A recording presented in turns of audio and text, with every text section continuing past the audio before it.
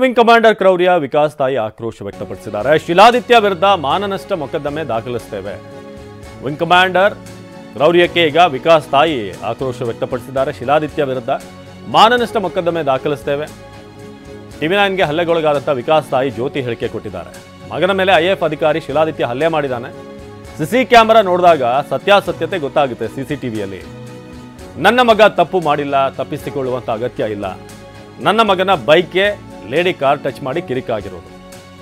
ಏಕಾಏಕಿ ಈ ವ್ಯಕ್ತಿ ಶಿಲಾದಿತ್ಯ ನನ್ನ ಮಗನ ಮೇಲೆ ದಾಳಿ ಮಾಡಿದ್ದಾನೆ. TV9ಗೆ ಹಲ್ಲೆಗೊಳಗಾದ ವಿಕಾಸ್ ತಾಯಿ ಜ್ಯೋತಿ ಹೇಳಿಕೆ ಕೊಟ್ಟಿದ್ದಾರೆ. ನಮ್ಮ ಪ್ರತಿನಿಧಿ ಜಗದೀಶ್ ವಿಕಾಸ್ ಅವರ ತಾಯಿ ಜ್ಯೋತಿ ಅವರನ್ನ ಮಾತನಾಡಿಸಿದ್ದಾರೆ. ಬನ್ನಿ ನೋಡೋಣ. ವಿಂಗ್ ಕಮಾಂಡರ್ ನಿಂದ ವಿಕಾಸ್ ಎಂಬಾತನ ಮೇಲೆ ಹಲ್ಲೆ ಪ್ರಕರಣಕ್ಕೆ ಸಂಬಂಧಿಸಿದಂತೆ ಈಗ ಆ ಹಲ್ಲೆಗೊಳಗಾದಂಥ ವಿಕಾಸ್ ಅವರ ತಾಯಿ ನನ್ನ ಜೊತೆ ಇದ್ದಾರೆ. ಅವ್ರನ್ನ ನಾನು ಮಾತಾಡಿಸಿ ಹೋಗ್ತೀನಿ. ಮೇಡಮ್, ಈ ಘಟನೆ ಯಾವಾಗ ನಡೀತು, ನಿಮ್ಗೆ ಹೇಗೆ ಗೊತ್ತಾಯ್ತು ಅಂತ? ಅಭಿ, ಪಾರ್ಟ್ನರ್ಶಿಪ್ ಫರ್ಮ್ ಸ್ಟಾರ್ಟ್ ಮಾಡಬೇಕಾ ಅಥವಾ ಪ್ರೈವೇಟ್ ಲಿಮಿಟೆಡ್ ಕಂಪ್ನಿ ಸ್ಟಾರ್ಟ್ ಮಾಡಬೇಕಾ? ಕನ್ಫ್ಯೂಷನ್ ಯಾಕೆ? ಒಬ್ಬ ಎಕ್ಸ್ಪರ್ಟ್ ಜೊತೆ ಮಾತಾಡು. ಎಕ್ಸ್ಪರ್ಟಾ? ಎಲ್ಲಿ? Boss Vala. B the boss. ಅವನು ಭಾನುವಾರ ಫ್ರೆಂಡ್ ಊರಲ್ಲಿ ಹಬ್ಬ ಇದೆ ಅಂತೇಳ್ಬಿಟ್ಟು ಮಾಲೂರ್ಗೆ ಹೋಗಿದ್ದ. ಬೆಳಗಿನ ಜಾವ ಬರುವಾಗ ಆಗಿರೋದು. ಬೆಳಿಗ್ಗೆ 6:15 ಆಗಿದೆ, ನನಗೆ ಗೊತ್ತಾದಾಗ 7:15 ಆಗಿತ್ತು. ಅಂದರೆ ಈ ಗಲಾಟೆ ಆದಮೇಲೆ ನಿಮಗೆ ಏನು ಅಂದರೆ ಹೊಡೆದಿದ್ದಾರೆ ಅಂತ ಹೇಳಿ ಏನಾದ್ರು ಪೊಲೀಸ್ ಸ್ಟೇಷನ್ ಕಂಪ್ಲೇಂಟ್ ಕೊಡೋದು ಆ ಥರ ಏನಾದರೂ ನೀವು ನಿರ್ಧಾರ ಮಾಡಿದ್ರೆ ಆ ಸಂದರ್ಭದಲ್ಲಿ? ಇಲ್ಲ, ಆ ಥರ ಏನು ನಿರ್ಧಾರ ಮಾಡಿಲ್ಲ.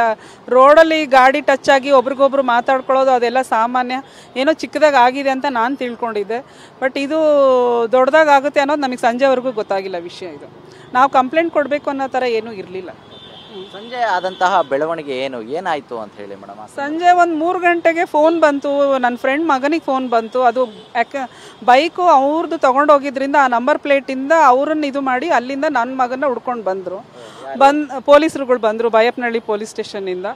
ಬಂದಾಗ ಗೊತ್ತಾಗಿದ್ದು ನನ್ನ ಮಗನ ಮೇಲೆ ಕೇಸ್ ಹಾಕಿದ್ದಾನೆ ಅವನು ಅಂತಂದೇಳಿ. ಮನೇಲೇ ಇದ್ದ ಅವನು. ಯಾಕೆಂದರೆ ನಾವೇನು ತಪ್ಪು ಮಾಡಿಲ್ಲ, ತಪ್ಪಿಸ್ಕೊಂಡು ಹೋಗೋವಂಥದ್ದು ಅವನೇನು ಮಾಡಿಲ್ಲ. ಅವನು ಒದೆ ತಿಂದು ಬಂದು ಮನೇಲಿದ್ದಾನೆ. ಅವನು ಹೊಡೆದಿರೋನೇ ಕಂಪ್ಲೇಂಟ್ ಕೊಟ್ಟಿದ್ದಾನೆ. ಅಲ್ಲ, ಆ ಮಟ್ಟಿ ಹೊಡೆದಿದ್ರು ಅನ್ನುವಂಥದ್ದು ನಿಮ್ಗಲ್ಲಿ ಗೊತ್ತಾಗಿತ್ತು ಆ ಮೂಮೆಂಟ್ಗೆ? ಹೇಳ್ದ ಅವನು ಹೊಡೆದಿದ್ದಾರೆ, ಅವರೇ ಹೊಡೆದ್ರು, ನಾನೇನು ಮಾಡಿಲ್ಲ ಮಮ್ಮಿ ಅಂತ ಅವನು ಹೇಳ್ದ. ಬಟ್ ಆದರೂ ನಮಗೇನು, ನಾವು ಹುಷಾರಾಗಿರ್ಬೇಕಲ್ವ, ನೀನು ಯಾಕೆ ಅವ್ರನ್ನ ಗಲಾಟೆಗೆ ಹೋದೆ ಅಂತ ಹೇಳಿದ್ದಂತೂ ನಿಜ ನಾನು. ಬಟ್ ರಿಯಲ್ ನಮಗೆ ಗೊತ್ತಾಗಿದ್ದು ರಾತ್ರಿ TV9 ಫುಟೇಜ್ ನೋಡಿದಾಗೆ ಗೊತ್ತಾಗಿದ್ದು ನನ್ನ ಮಗಂದು ಏನು ತಪ್ಪಿಲ್ಲ ಅಂತಂದೇಳಿ. ಏನು ಹೇಳ್ತೀರಾ ಮೇಡಮ್, ಒಂದು ಗಾಡಿ ಟಚ್ ಆಗಿರೋ ವಿಚಾರಕ್ಕೆ ನಿಮ್ಮ ಮಗನಿಗೆ ಆ ರೀತಿಯಾಗಿ ಹಲ್ಲೆ ಆಗಿದೆ? ಲೇಡಿ ಗಾಡಿ ಟಚ್ ಆಗೋ ಕಾರಣ ಏನಂದರೆ ಲೇಡಿ ಡ್ರೈವರ್, ಹೆಂಡತಿ ಡ್ರೈವರು, ಅವಳು ಟಚ್ ಮಾಡಿರೋದು ನನ್ನ ಮಗನ ಬೈಕಿಗೆ. ಅವಳೇ ಟಚ್ ಮಾಡಿ ಇವನ ಮೇಲೆ ಕೂಗಾಡಿದಾಳೆ. ಆವಾಗ ಇವನು ಕೇಳಿದಾನೆ, ಯಾಕೆ ನೀವೇ ಟಚ್ ಮಾಡಿ ನೀವೇ ಕೂಗಾಡ್ತಾ ಇದ್ದೀರಾ ಅಂತ. ಆ ಕೂಗಾಡ್ತಾ ಇದ್ದೀರಲ್ವ ಏನಕ್ಕೆ ಅಂತ ಕೇಳಿದಾಗ ಅವಳು ಮಾತಾಡಿಲ್ಲ. ಅವನ ಗಂಡ ಮಾತಾಡ್ಬಿಟ್ಟು ಇವನಿಗೆ ಹೊಡೆದಿರೋದು ಹಿಡ್ಕೊಂಡು. ಅಲ್ಲ, ಇಲ್ಲಿ ನೋಡಿದ್ರೆ ನಿಮ್ಮ ಮಗನೇ ಹೊಡೆದಿದ್ದಾನೆ ಅಂತೇಳಿ ಅರೆಸ್ಟ್ ಮಾಡ್ಕೊಂಡು ಹೋಗ್ತಾರೆ. ಅಲ್ಲಿ ನೋಡಿದ್ರೆ ಅವ್ರು ಹೊಡೆದಿದ್ದಾರೆ ಅನ್ನೋದು CCTV ಫುಟೇಜಲ್ಲಿ ಇದೆ. ಇದ್ರ ಬಗ್ಗೆ ಏನು ಹೇಳ್ತೀರಾ ಮೇಡಮ್? ಅದೇ ಅವ್ನು ಇವಾಗ ಉಪಯೋಗಿಸ್ಕೊಂಡಿರೋದು ಏನಂದರೆ, ಅವ್ನು ಕರ್ನಾಟಕದವ್ರನ್ನ ಹೆಂಗೆ ಬೇಕಾದರೂ ನಾವು ಆಟ ಆಡಿಸ್ಬೋದು, ಹೊರ ರಾಜ್ಯದಿಂದ ಬಂದು ಅಂತ ಹೇಳ್ಬಿಟ್ಟು ಅವ್ರು ಬಳಸ್ಕೊಳ್ತಾ ಇದ್ದಾರೆ ಅಷ್ಟೇ.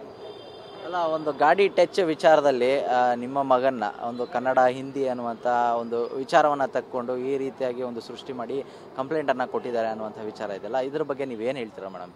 ಇದು ಹಿಂದಿ ಕನ್ನಡ ಪರ ಅಲ್ಲೇ ಅಲ್ಲ ಸರ್. ಇದು ಒಬ್ಬ ಗಾಡಿ ಸಣ್ಣದಾಗಿ ಇದು ಸಿಗ್ನಲಲ್ಲಿ ಆಗಿರೋ ತೊಂದರೆಯಿಂದ ಇದನ್ನು ಬೇರೆ ರೀತಿ ತೋರಿಸ್ಕೊಳ್ಳೋಕ್ಕೆ ಅವನು ಕಳಂಕ ತರ್ತಾ ಇದ್ದಾನೆ. ಅದಕ್ಕೆ ನಾನು ಹೇಳ್ತಾ ಇರೋದು, ಮಾನನಷ್ಟ ಮೊಕದ್ದಮೆ ನಾನು ಹಾಕ್ತೀನಿ ಅವನ ಮೇಲೆ ಅಂತ. ಇದಿಷ್ಟು ಕೂಡ ವಿಕಾಸ್ ಅವರ ತಾಯಿಯ ಮಾತು. ಕ್ಯಾಮ್ರಾ ಪರ್ಸನ್ ರವಿಕುಮಾರ್ ಜೊತೆ ಜಗದೀಶ್, TV9 ಬೆಂಗಳೂರು.